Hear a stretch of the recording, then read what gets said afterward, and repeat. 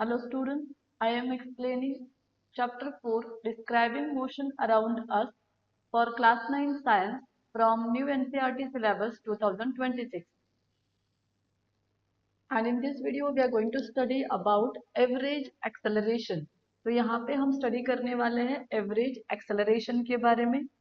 Average velocity का मतलब क्या है, एवरेज स्पीड का मतलब क्या है, वो ऑलरेडी मैंने एक्सप्लेन किया है और वीडियोस को भी मेरे चैनल पे अपलोड किए हैं.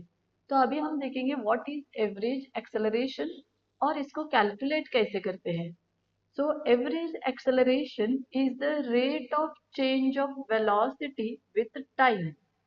तो एवरेज एक्सेलरेशन का मतलब क्या है, rate of change of velocity with time. मतलब टाइम के साथ व्हीकल की वेलोसिटी कैसे चेंज हो रही है.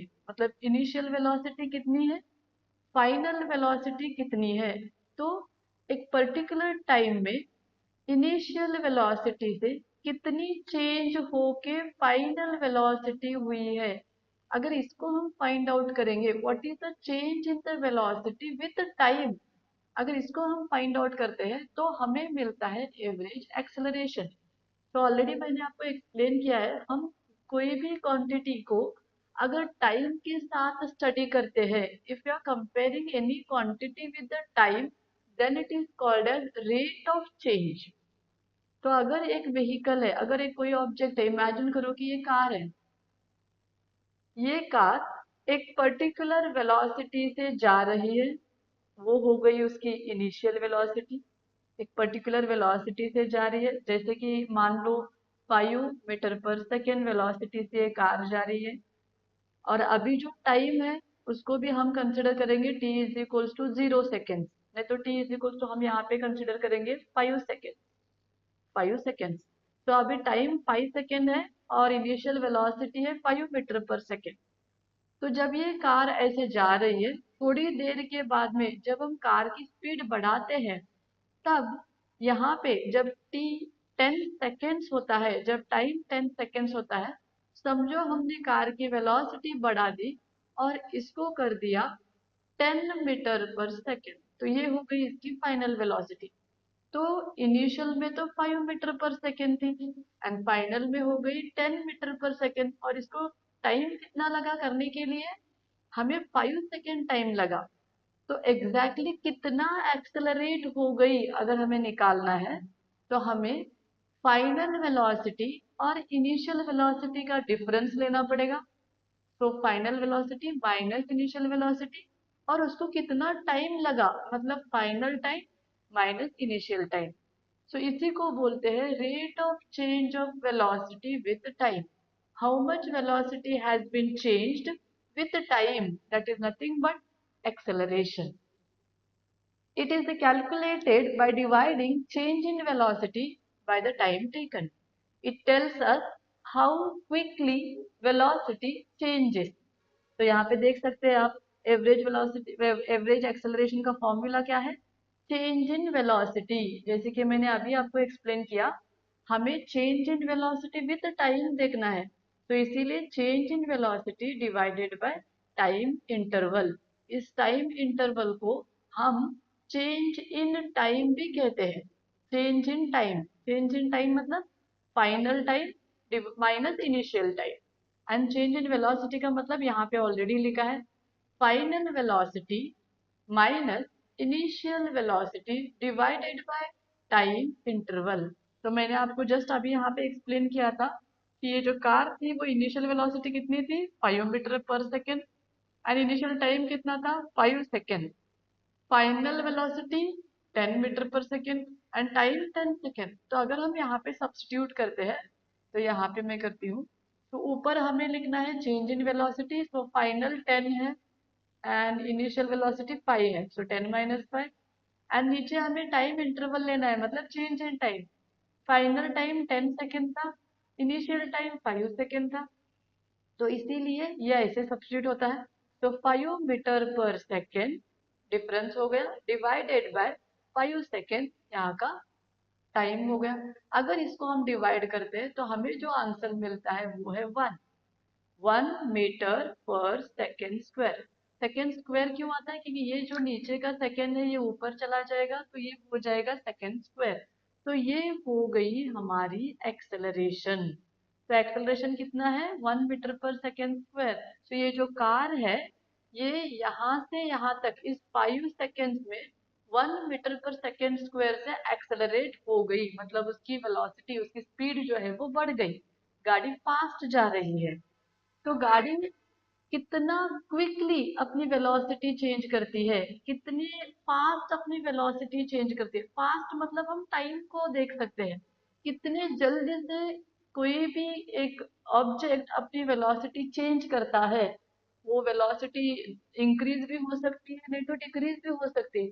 अभी जो मैंने यहाँ पे एक्सप्लेन किया, जो कार लेके यहाँ पे उसकी वेलोसिटी इंक्रीज हो रही है, वो स्पीड अप हो रही है, तो यहाँ पे एक्सेलरेशन बढ़ रहा है। तो ये जो वेलोसिटी है ये कितनी क्विकली चेंज हो रही है, अगर ये फाइंड आउट करना है तो हमें एवरेज एक्सेलरेशन फाइंड आउट करना पड़ेगा। So, if the velocity of an object changes from initial value u, अगर हमने initial velocity को u कंसिडर किया at time t1, initial time को t1 कंसिडर किया, to the final value v, मतलब final velocity को v, स्मॉल v कंसिडर किया at time t2, मतलब final time t2, then average acceleration is a, small a। So therefore क्या हो जाएगा formula?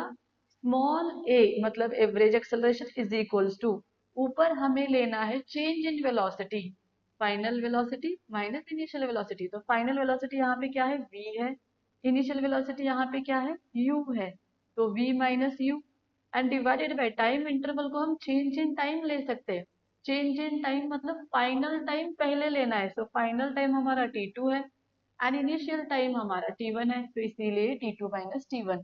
तो ये है हमारा फॉर्मूला एवरेज एक्सेलरेशन का। इसी को हम ऐसे भी लिखते हैं, a is equals to v minus u, final velocity minus initial velocity divided by just t लिखते हैं।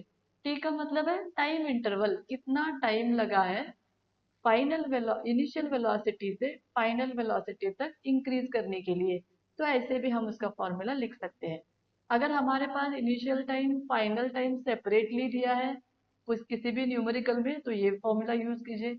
अगर डायरेक्टली टाइम इंटरवल दिया है तो हम ये फॉर्मूला यूज कर सकते हैं। तो यहाँ पे एक डायग्राम आप देख सकते हैं। पहले मैं मेरे पेज को क्लीन करती हूँ। तो यहाँ पे एक डायग्राम आप देख सकते हैं जो कि मैंने एनसीईआरटी टेक्स्ट बुक से ही लिया है। एक कार है और यहाँ ऊपर लिखा है car is speeding up. Speeding up मतलब उसकी स्पीड बढ़ रही है, स्पीड इंक्रीज हो रही है। एंड दूसरा यहाँ पे और एक कार है जहाँ पे लिखा है कार स्लोइंग डाउन, मतलब उसकी स्पीड कम हो रही है। तो पहले केस में जब कार की स्पीड बढ़ती है तो उसकी जो वेलोसिटी है, क्लियर, उसकी जो वेलोसिटी है वो वेलोसिटी इस डायरेक्शन में होती है, आप देख सकते हैं यहाँ पे। सो यहाँ पे when the speed of the object increases acceleration acts in the same direction, मतलब वेलोसिटी तो ऐसे है राइट साइड पे एंड स्पीड बढ़ रही है, इसीलिए एक्सेलरेशन भी उसी साइड पे रहता है। तो एक्सेलरेशन का भी साइड कौन सा है? Right side. But second case में जब कार स्लो होती है, जब कार की स्पीड कम होती है, वेलोसिटी तो हमारी राइट साइड में ही रहेगी, direction of velocity is in the right side, क्योंकि वेलोसिटी की डायरेक्शन डिस्प्लेसमेंट के ऊपर डिपेंड है। डिस्प्लेसमेंट इसी साइड पे है तो हमारी वेलोसिटी भी इसी साइड पे है। लेकिन जो एक्सेलरेशन होता है वो अपोजिट होता है, क्योंकि गाड़ी की स्पीड कम हो रही है। सो यहाँ पे एक्सेलरेशन अपोजिट साइड मतलब लेफ्ट साइड, नेगेटिव साइड पे होती है। तो आपको ये बात बहुत ध्यान में रखना है। तो whenever the object is speeding up, जब वो अपनी स्पीड बढ़ा रहा है तब वेलोसिटी की डायरेक्शन एक्सेलरेशन की डायरेक्शन सेम रहती है। इसको बोलते हैं the vehicle is accelerate. Acceleration कभी भी पॉजिटिव रहता है। लेकिन जब कोई ऑब्जेक्ट अपनी स्पीड कम करता है, स्लो करता है, तो वेलोसिटी की डायरेक्शन तो वही रहती है लेकिन एक्सेलरेशन की डायरेक्शन चेंज होती है, अपोजिट होती है। और इसको कहते हैं the object is D accelerate और रिटार्डेट। यहाँ पे जो वेलोसिटी होती है वो नेगेटिव होती है। तो ये बात आपको ध्यान में रखना है। कोई भी ऑब्जेक्ट जब स्पीड हो रहा है तो वेलोसिटी एक्सेलरेशन दोनों सेम डायरेक्शन में है एंड एक्सेलरेशन पॉजिटिव है। लेकिन जब कोई भी ऑब्जेक्ट अपनी स्पीड कम कर रहा है, स्लो हो रहा है, तब वेलोसिटी की डायरेक्शन एंड एक्सेलरेशन की डायरेक्शन अपोजिट रहती है। एक्सेलरेशन कभी भी यहाँ पे नेगेटिव रहता है। इसको डी एक्सेलरेशन और रिटार्डेशन भी कहते हैं। रिटार्ड मतलब कम होना, डी एक्सेलरेट मतलब स्पीड कम होना। ये बात आपको ध्यान में रखना है। अभी आगे देखेंगे। Its SI unit is metre per second square. So इसका जो स्टैंडर्ड यूनिट है वो मीटर पर सेकेंड स्क्वायर है। मैंने अभी आपको जस्ट एक्सप्लेन किया। ऊपर अगर आपने देखा न्यूमरेटर पे वेलोसिटी है, तो वेलोसिटी का एसआई यूनिट है मीटर पर सेकेंड। और नीचे अगर देखा तो टाइम है, टाइम का यूनिट होता है सेकेंड। तो जब ये सेकेंड क्रॉस मल्टीप्लाई होके ऊपर जाएगा, तो मीटर पर सेकेंड से नीचे का जो सेकेंड है वो मल्टीप्लाई होता है। और अगर ये मल्टीप्लाई हो गया तो हमारा यूनिट होता है metre per second square. Second into second will be second square. Acceleration is a vector quantity. तो एक्सेलरेशन एक वेक्टर क्वांटिटी है। वेक्टर क्वांटिटी का मतलब क्या है? एक ऐसे क्वांटिटी जिसको मैग्नीट्यूड भी है और डायरेक्शन भी है। इसके बारे में ऑलरेडी मैंने एक सेपरेट वीडियो बनाया है, आप चाहे तो उस वीडियो को देख सकते हैं। सो एक्सेलरेशन जो है वो वेक्टर क्वांटिटी है। इसको मैग्नीट्यूड मतलब न्यूमेरिकल वैल्यू एंड डायरेक्शन दोनों है। तो आप यहाँ पे देख सकते हैं। तो यहाँ पे जो एक्सेलरेशन है, पहले केस में जब स्पीड हो रही है तो एक्सेलरेशन राइट साइड पे है, पॉजिटिव है। जब स्लो हो रहा है, स्पीड कम हो रहे है, तो एक्सेलरेशन लेफ्ट साइड पे है, मतलब नेगेटिव है। तो इसको डायरेक्शन है। So it has both magnitude and direction. When the speed of an object increases, acceleration acts in the same direction as the velocity. अभी just मैंने आपको explain किया है. When the speed decreases, acceleration acts in the opposite direction and it is called deceleration or retardation. So जब कभी भी acceleration की direction opposite होती है, वेलोसिटी के अपोजिट होती है, तब हम उसको बोलेंगे डी एक्सेलरेशन और retardation. Acceleration can occur due to change in speed, change in direction और बोथ। तो एक्सेलरेशन किसी भी वजह से हो सकता है। अगर हमने स्पीड को चेंज किया, स्पीड कम कर रहे हैं या फिर स्पीड ज्यादा कर रहे हैं, तो भी एक्सेलरेशन होता है।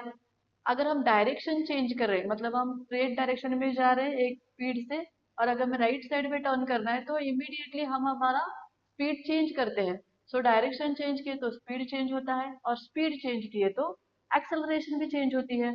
और दूसरी है बोथ, क्योंकि हम जब ट्रैवल करते हैं तो स्पीड भी चेंज होती रहती है, डायरेक्शन भी चेंज होता रहता है, इसीलिए एक्सेलरेशन भी चेंज होता रहता है। एक बार व्हीकल एक्सेलरेट होता है जब हम स्पीड बढ़ाते हैं, जब हम स्पीड को कम करते हैं तब व्हीकल डी एक्सेलरेट भी होता है, मतलब रिटार्डेशन भी होता है। तो ये था टॉपिक एवरेज एक्सेलरेशन के बारे में। तो यहाँ पे आपको ये फॉर्मूला याद रखना है, फॉर्मूला बहुत इंपॉर्टेंट है। तो आगे जाके इसके ऊपर हम सम्स भी सॉल्व करने वाले हैं। और काइनेमेटिक इक्वेशन करके एक टॉपिक है, उस टॉपिक में भी ये फॉर्मूला बहुत हेल्प करेगा। ये बेसिक फॉर्मूला है मोशन का, जो हमें हायर स्टडीज में भी बहुत हेल्प करता है। सो इसके आगे हम देखेंगे थोड़े एक्टिविटी एंड न्यूमेरिकल। तो यहाँ पे एक एक्टिविटी है जो कि बहुत सिंपल है। Activity 4.2, let us calculate the magnitude of average acceleration of cars is generally specified as the time taken by the car to go from 0 km per hour to 100 km per hour। किसी भी car की जो average acceleration होती है, उसका जो magnitude होता है, मतलब वैल्यू, एवरेज एक्सेलरेशन किसी भी कार की स्पेसिफाइड रहती है, फिक्स रहती है। क्या है वो average acceleration? It is nothing but time taken by the car to go from 0 kilometre per hour to 100 kilometre per hour. किसी भी कार को 0 किलोमीटर पर आवर से 100 किलोमीटर पर आवर तक जाने का जो टाइम है, उसी को बोलते हैं एवरेज एक्सेलरेशन। और ये हर कार के लिए फिक्स रहता है। So look it up on the internet and find this time for various cars and record those in the table 4.2। तो ये टेबल आपके टेक्स्ट बुक में दिया है, जो कि एम्प्टी है। एक्चुअली एक स्टार्टिंग के 2 या फिर 1 रो उन्होंने रिटर्न लिख के दिया है, लेकिन बाकी के कॉलम एम्प्टी है, बाकी के रो सभी एम्प्टी है। तो आपको क्या करना है, इंटरनेट पे जाके थोड़े कार्स को सर्च करना है और उन कार्स का जो एवरेज एक्सेलरेशन है वो आपको फाइंड आउट करना है। और इस टेबल में आपको भरना है। और टेबल में जैसे ही आप एवरेज एक्सेलरेशन को ऐड करते हैं, आपको कैलकुलेट करना है मैग्नीट्यूड ऑफ एवरेज एक्सेलरेशन।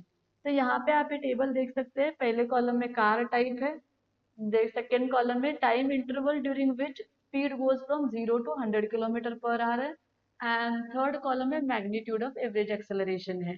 तो ये जो यूनिट है ये मीटर पर सेकेंड स्क्वायर ऐसे रहना चाहिए, बाय मिस्टेक के -2 नीचे आ गया है।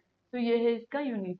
तो यहाँ पे मैंने Maruti Suzuki Swift, Hyundai i20 N-Line, Tata Nexon, ये कार्स यहाँ पे लिए हैं, और इन सब का जो भी एवरेज एक्सेलरेशन, ये जो टाइम है और यहाँ पे मैग्नीट्यूड ऑफ एवरेज एक्सेलरेशन है, ये सब मैंने इंटरनेट से ही फाइंड आउट करके यहाँ पे लिखा है।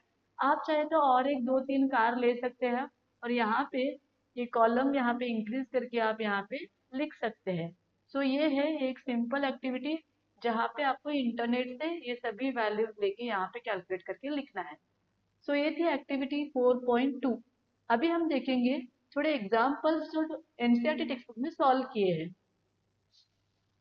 तो एग्जाम्पल 4.3 से स्टार्ट करते हैं। अ बस is moving on a long straight highway. तो यहाँ पे डायग्राम भी मैंने लिया है, ये पूरा सम एनसीईआरटी टेक्स्ट बुक में सॉल्व किया है, लेकिन यहाँ पे मैं और एक बार आपको एक्सप्लेन करके नीट से एक्सप्लेन करके सिखाती हूँ। तो बस is moving on a long straight highway, ये बस है और ये लॉन्ग स्ट्रेट हाईवे है और इसी हाईवे पे ये बस जा रही है विथ वेलोसिटी 36 km/h। तो अभी जो बस की वेलोसिटी है वो 36 km/h है। फिलहाल अभी बस रेस्ट पे नहीं है, रेस्ट जा रही है, इसीलिए बस की वेलोसिटी यहाँ पे दी है। अगर कोई भी ऑब्जेक्ट रेस्ट पे बोलते हैं तो आपको इनिशियल वेलोसिटी उसको 0 पकड़ना है, लेकिन यहाँ पे कह रहे हैं कि bus is moving with the velocity. So फिलहाल इसकी वेलोसिटी मतलब initial velocity u is equal to 36 km/h है। The driver presses the accelerator for time interval of 10 second. So driver यहाँ पे ब्रेक प्रेस करता है 10 सेकेंड्स के लिए। जब ब्रेक प्रेस करता है तो बस का स्पीड जो है वो क्या होता है, इंक्रीज होता है। तो आप यहाँ पे देख सकते हैं ड्राइवर प्रेसेस, सॉरी ब्रेक नहीं है ये, और एक बार मैं आपको रीड करके एक्सप्लेन करती हूँ। The driver presses the accelerator, accelerator, accelerator हम बस की स्पीड बढ़ाने के लिए यूज करते हैं। तो ड्राइवर यहाँ पे एक्सेलरेटर को प्रेस कर रहा है 10 सेकेंड्स के लिए, और जब एक्सेलरेटर प्रेस होता है तो बस की जो वेलोसिटी है वो इंक्रीज होती है। तो यहाँ पे देखिए velocity of the bus increases to 54 km/h। तो बस जा रही थी 36 km/h से। यहाँ पे ड्राइवर एक्सेलरेटर प्रेस करता है और बस की स्पीड बढ़ती है, और बढ़ के वो होती है 54 km/h। तो ये हो गई हमारी फाइनल वेलोसिटी भी 54 km/h। और यहाँ पे एक्सेलेरेटर प्रेस करने के लिए जो टाइम लगा है वो टाइम इंटरवल कितना दिया है, यहाँ पे 10 सेकेंड्स दिया है। So 10 seconds. For some time the bus moves at a constant velocity. तो इसी वेलोसिटी से बस एक थोड़ी देर तक जाती है। Then the driver notices an obstacle on the road ahead and presses the brake। तो आगे 54 km/h से ही बस स्ट्रेट कांस्टेंट वेलोसिटी से जा रही है, और अभी रोड पे एक ऑब्स्टैकल देख के ड्राइवर बस का ब्रेक प्रेस करता है, क्योंकि जैसे ही ऑब्स्टैकल रोड पे आता है तो हमें स्पीड कम करनी पड़ती है, इसीलिए ड्राइवर क्या करता है, ब्रेक को प्रेस करता है। The bus comes to stop in a time interval 5 second. तो जैसे ही समझो कि अभी हमारी बस यहाँ पे है, यहाँ पे आ गई हमारी बस, एंड यहाँ पे कोई ऑब्स्टैकल है, पत्थर या फिर कोई एनिमल आया है। तो जैसे ही ड्राइवर ब्रेक को प्रेस करेगा तो बस हमारी यहाँ तक आके स्टॉप हो जाएगी, रुक जाएगी। रेस्ट या फिर स्टॉप लिखती हूँ मैं, रेस्ट से अच्छा है स्टॉप लिखेंगे। जैसे ही यहाँ पे आके हमारी बस रुकती है, तो यहाँ पे अगर हमने यहाँ से यहाँ तक कंसिडर किया तो इनिशियल वेलोसिटी कितनी थी, 54 km/h थी। एंड यहाँ पे जब बस रुकती है तब फाइनल वेलोसिटी कितनी होती है, 0 होती है। तो यहाँ पे उन्होंने पूछा है find the average acceleration in the two time interval. तो हमें एवरेज एक्सेलरेशन निकालना है in the two time interval, two मतलब पहले जब t is equal to 10 seconds के लिए ड्राइवर ने एक्सेलरेटर को प्रेस किया, एंड जब ड्राइवर ने t is equal to 5 seconds के लिए ब्रेक को प्रेस किया बस को रुकाने के लिए, when the accelerator was pressed and when the brake was pressed। तो यही क्वेश्चन है हमारा। तो यहाँ पे दो केस है, आपको याद रखना है। पहला केस है, सो यहाँ पे मैं लिखती हूँ केस 1, जब initial velocity 36 kilometre per hour है and final velocity 54 kilometre per hour है, और टाइम कितना है, टाइम हमारा t is equal to 10 second है। दूसरा केस है केस 2, इनिशियल वेलोसिटी कितनी है, 54 किलोमीटर पर आवर है एंड फाइनल वेलोसिटी जब बस रुक जाती है इसीलिए 0 किलोमीटर पर आवर है, एंड इसको हमें टाइम कितना लगा है, 5 सेकेंड लगा है। तो ये दोनों केस में एवरेज एक्सेलरेशन कितना था वो हमें फाइंड आउट करना है। तो इसी को हम सॉल्व करेंगे हमारे नेक्स्ट पेज पे।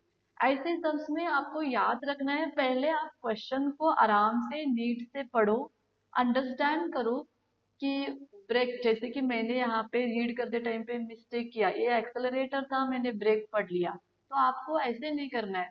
रीड करते टाइम पे बहुत केयरफुली रीड करना है कि कहाँ पे वेलोसिटी इंक्रीज हो रही है, कहाँ पे वेलोसिटी डिक्रीज हो रही है, इनिशियल वेलोसिटी कौन सी है, फाइनल वेलोसिटी कौन सी है, वो आपको याद रखना है। क्योंकि अगर ये वैल्यूज आपको मिल गए तो सॉल्व करने का बहुत इजी है।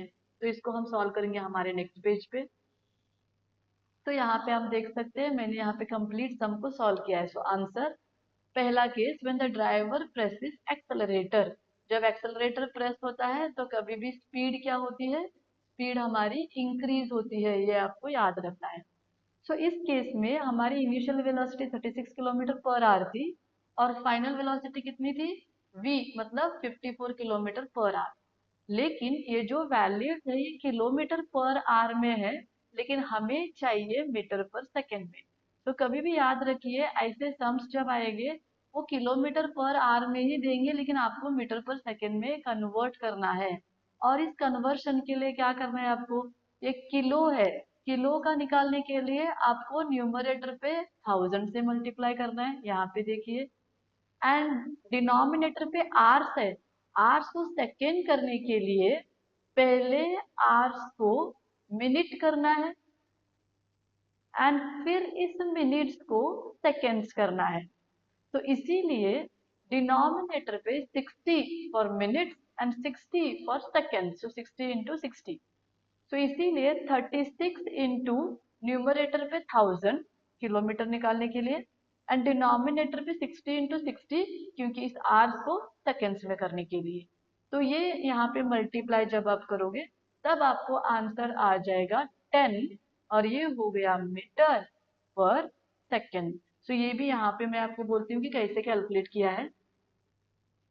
तो यहाँ पे ये क्या हो जाएगा, एक जीरो कैंसिल हो जाएगा, ये एक जीरो कैंसिल होता है, ये एक जीरो कैंसिल हो जाएगा, ये एक जीरो कैंसिल हो जाएगा। तो अभी देखिए 2 3 जा 6, 2 5 जा 10। फिर से हम यहाँ पे कैसे कर सकते हैं, 6 1 जा 6, 6 6 जा 36, 3 1 जा 3, 3 2 जा 6, तो बच गया है 2 एंड 5।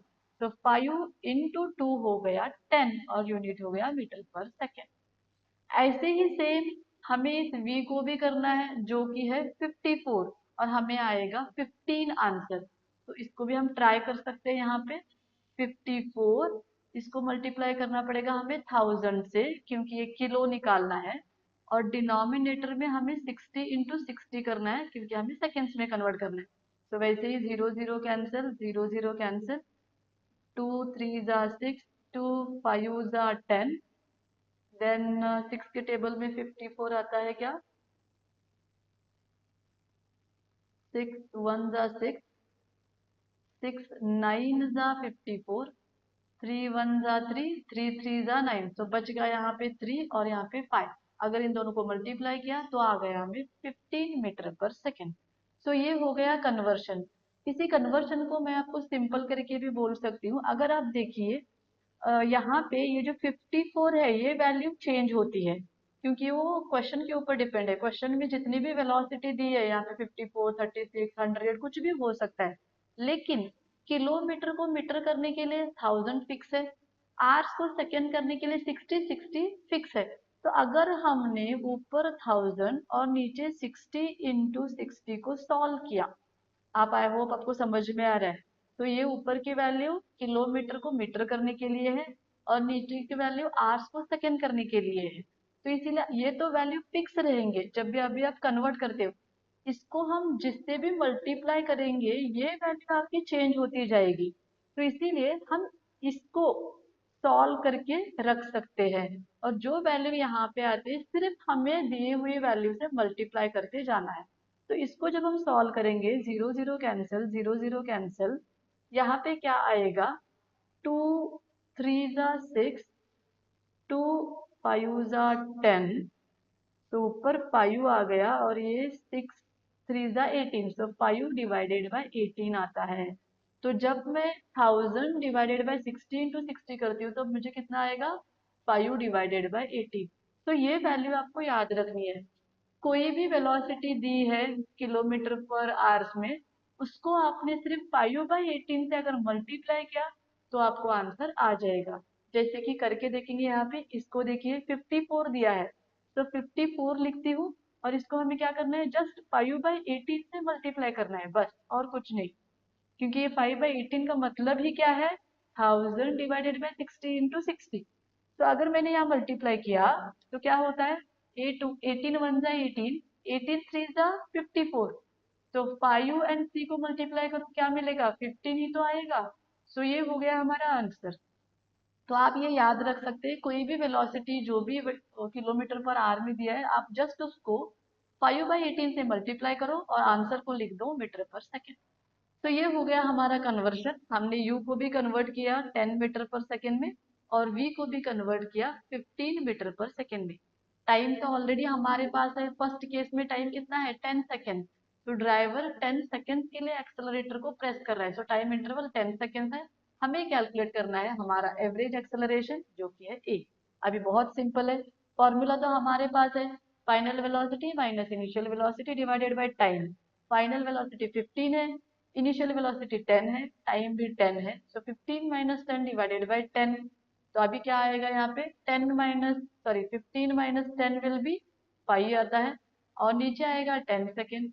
अगर इसको हम डिवाइड करेंगे, 5 1 ज़ा 5, 5 2 ज़ा 10, मतलब क्या है, 1/2।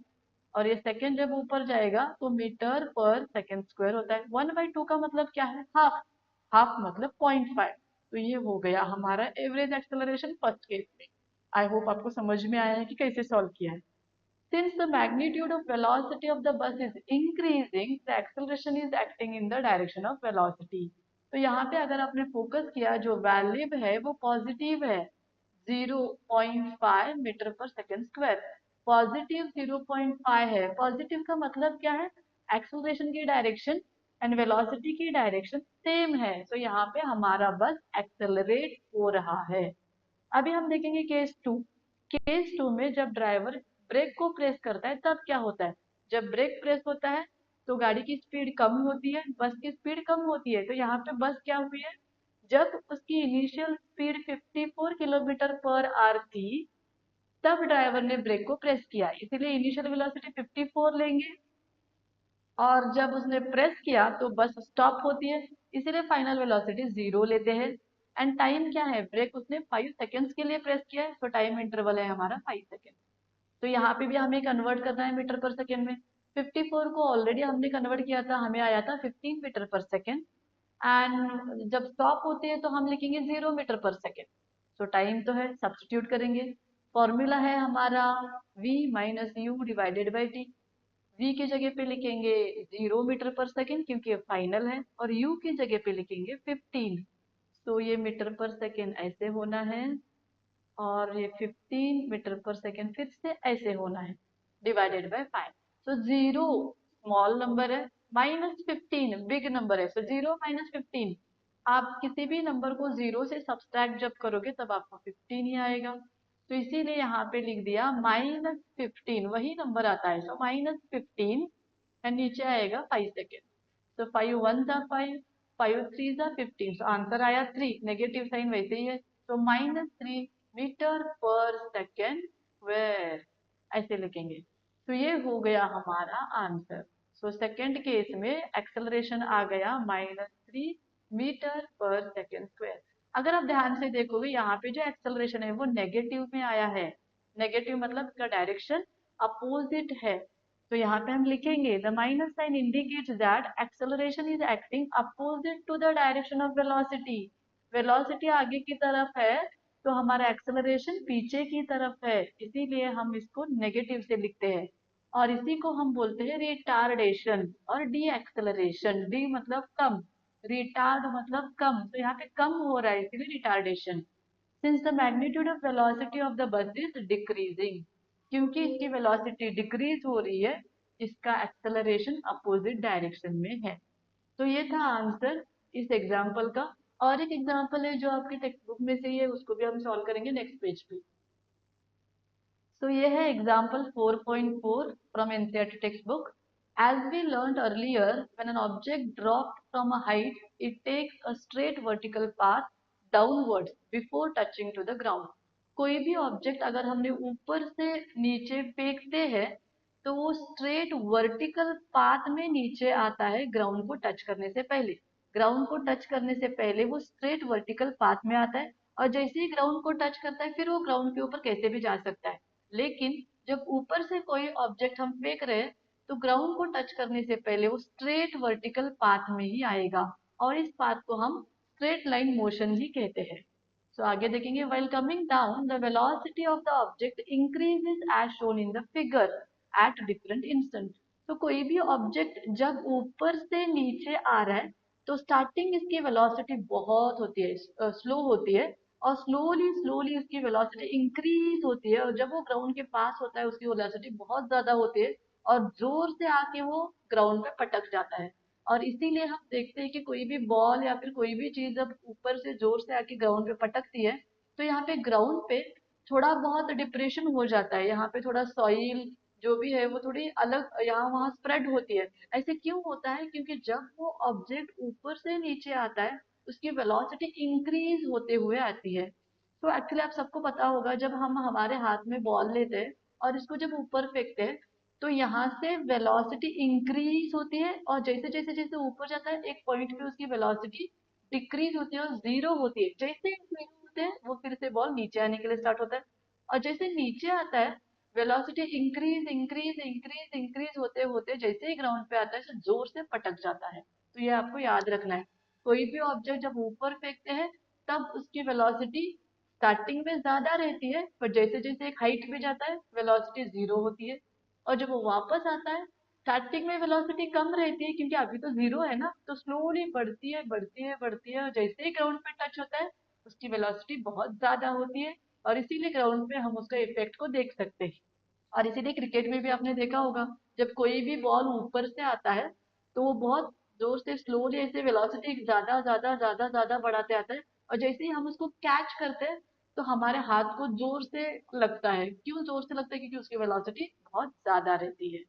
तो यहाँ देखिए, find the magnitude of the average acceleration of the object in every successive interval of second. तो यहाँ पे एक ऑब्जेक्ट है, यहाँ पे आप देख सकते हैं ये ऑब्जेक्ट यहाँ ऊपर से आ रहा है और हर एक अलग अलग टाइम इंटरवल में उसकी वेलोसिटी दी है। मतलब जब यहाँ पे था 0 मीटर पे तब उसकी वेलोसिटी यू जीरो थी, initial velocity zero, time is zero. जब वो थोड़ा आगे आता है मतलब टाइम जब 1 सेकेंड होता है तब उसकी वेलोसिटी 9.8 होती है। जब वो और थोड़ा नीचे आता है तब जब टाइम 2 सेकेंड है तब उसकी वेलोसिटी 19.6 मीटर है। जब टाइम 3 सेकेंड होता है तब इसकी वेलोसिटी 29.4 मीटर पर सेकेंड है। और जब time t is equal to 4 second होता है, जब वो ग्राउंड पे रीच होता है तब उसकी वेलोसिटी 39.2 मीटर पर सेकेंड है। तो यहाँ पे अलग अलग टाइम इंटरवल्स पे उसकी वेलोसिटी दी गई है। आपको कैलकुलेट करना है उसका एवरेज एक्सेलरेशन हर एक टाइम इंटरवल पे। सो पहले t0 को कैलकुलेट करेंगे, फिर t1 को, फिर t2 को, फिर t3 सेकेंड्स को, फिर t4 सेकेंड्स को। तो आप देख सकते हैं वैल्यू पहले जब बॉल ऊपर था t is equal to 0 second, इसकी वेलोसिटी कुछ भी नहीं है, 0 है।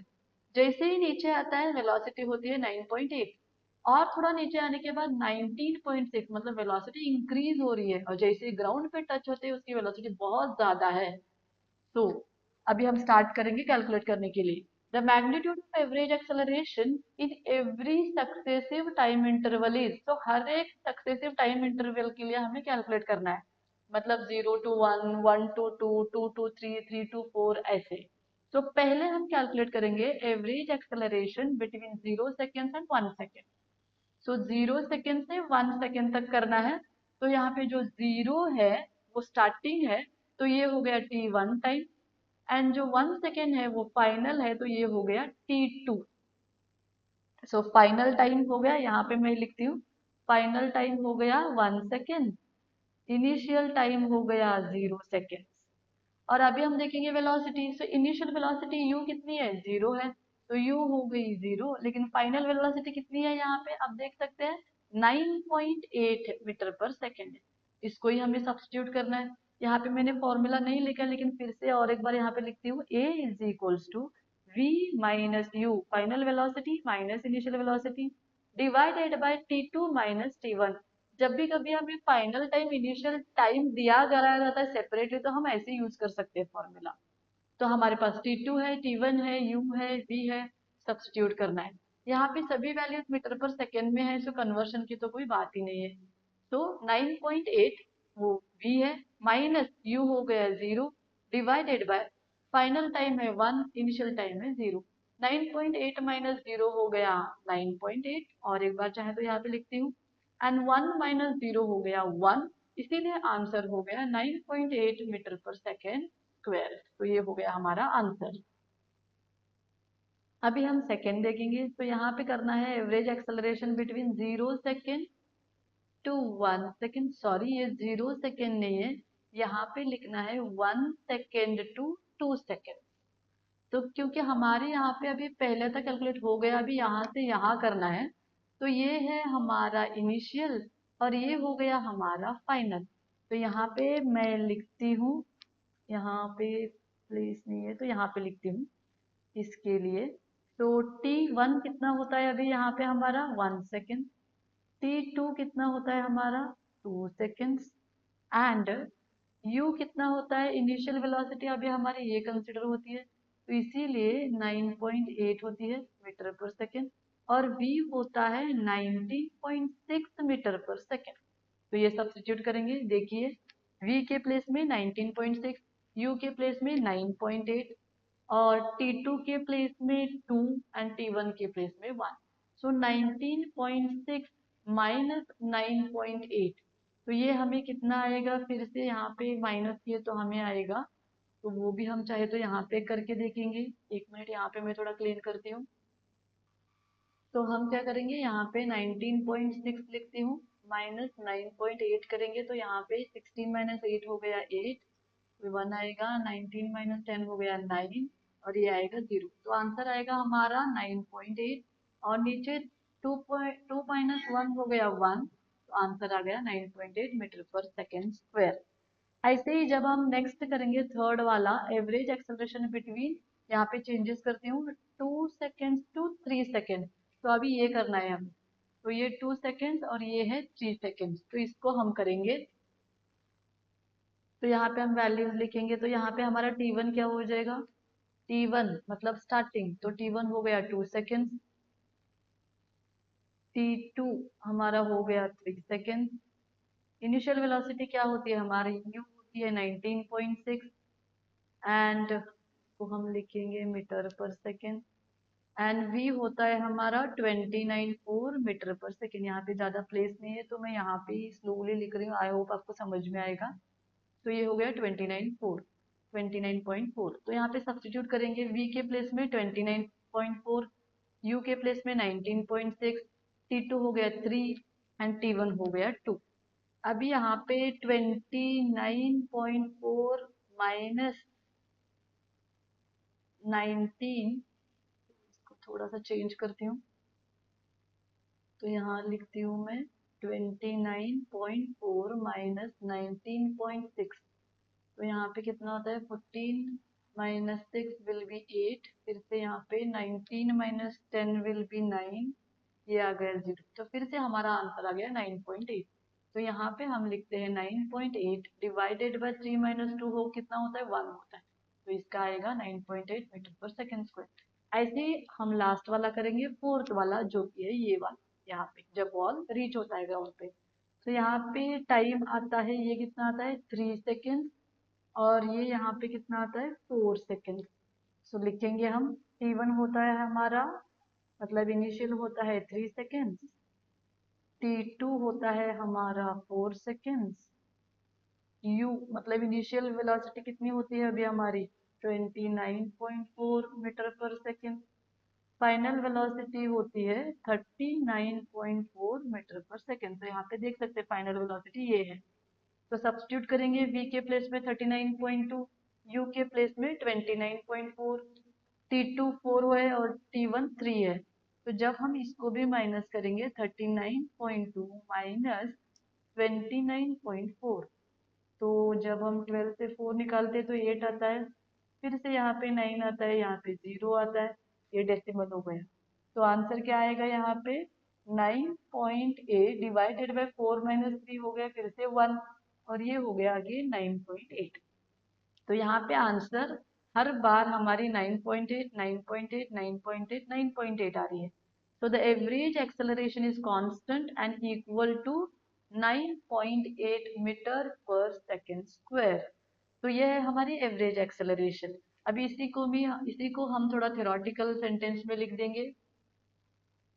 तो हम ऐसे लिख सकते हैं, as the velocity is increasing in the direction of motion, the acceleration is in the direction of motion। तो जैसे जैसे बॉल ऊपर से नीचे आ रहा है तब वेलोसिटी क्या हो रही है, वेलोसिटी इंक्रीज हो रही है, और ये इंक्रीज जो है ये मोशन के डायरेक्शन पे है। तो मोशन भी इसी डायरेक्शन पे है, वेलोसिटी भी इसी डायरेक्शन में है। तो इसीलिए हमारा जो एक्सेलरेशन है वो एक्सेलरेशन भी हमारा इसी डायरेक्शन में रहेगा, वेलोसिटी के डायरेक्शन में। This acceleration is called acceleration due to gravitational force. तो कोई भी ऑब्जेक्ट जब ऊपर से नीचे ग्राउंड पे गिरता है, ये स्ट्रेट लाइन होना चाहिए, ग्राउंड पे गिरता है, तो ये ग्रेविटी की वजह से हो रहा है। सो अर्थ की जो ग्रेविटेशनल फोर्स है, वो ग्रेविटेशनल फोर्स किसी भी ऑब्जेक्ट को नीचे की तरफ पुल करता है, और उसी फोर्स को हम बोलते हैं ग्रेविटेशनल फोर्स। एंड इसीलिए हम यहाँ लिख रहे हैं this acceleration is called acceleration due to gravitational force by the earth and it is denoted by g. So acceleration जो अर्थ का ग्रेविटेशनल फोर्स है उसे हम जी से डिनोट करते हैं, और इसीलिए हम g is equal to 9.8 metre per second square कहते हैं। इसको बोलते हैं अर्थ ग्रेविटेशनल एक्सेलरेशन फोर्स। तो ये था हमारा आंसर एग्जाम्पल 4.4 का। ये जो टॉपिक है 4.5 gravitational representation of graphical representation of motion, इसको हम पढ़ेंगे हमारे नेक्स्ट वीडियो में। तो आज का जो वीडियो है वो यहाँ तक था, तो आप यहाँ तक अपने नोट्स को कंप्लीट कर सकते हैं। ये जो 4.5 है इसको हम फिर से सेपरेटली हमारे अलग वीडियो में स्टडी करेंगे। तो ये था आज का टॉपिक। आई होप आपको समझ में आएगा जो भी मैंने एक्सप्लेन किया है यहाँ पे, जो भी एग्जाम्पल मैंने एक्सप्लेन किए हैं, और एवरेज एक्सेलरेशन। अगर मेरे वीडियो से आपको थोड़ा भी हेल्प हो रहा है तो मेरे वीडियोस को लाइक कीजिए, फ्रेंड्स के साथ शेयर कीजिए, एंड प्लीज मेरे चैनल को सब्सक्राइब भी कीजिए। Thank you so much.